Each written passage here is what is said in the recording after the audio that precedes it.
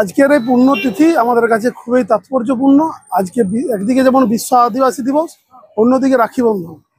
আমরা রবীন্দ্রনাথের কথা মাথায় রেখে তার চলানো পথ দিয়ে আমরা সম্প্রীতি সৌভ্রাতৃত্বের প্রতীক হিসাবে আমরা জগদল্লা 2 গ্রাম পঞ্চায়েতের পক্ষ থেকে আমরা আয়োজন করেছি রাখি বন্ধন, এবং তার সাথে আমরা বিরসা মুন্ডার মূর্তিতে আমরা মাল্যদান করে আমরা আদিবাসী দিবস উদযাপন করছি। আজকের দিনে প্রত্যেকটি সম্পর্কের একটা বন্ধন, বিশেষ করে ভাই বোন বন্ধু সবারই। তো সেক্ষেত্রে আমি দাদার পাশে এসেছি, যোগদান করেছি, আমার খুব ভালো লাগলো। আর আজকে বিরসা মুন্ডার জন্মদিন, অবশ্যই আমরা এবারে ওখানে সেলিব্রেশন হবে, সেখানে অবশ্যই উপস্থিত থাকবো। এইটুকু। রাখি পরে রাখি একটা গর্বের জিনিস, এক কথায় বলতে গেলে রাখি একটা গর্বেরই জিনিস। তো সেক্ষেত্রে এটা আলাদা করে বলার কিছু নেই।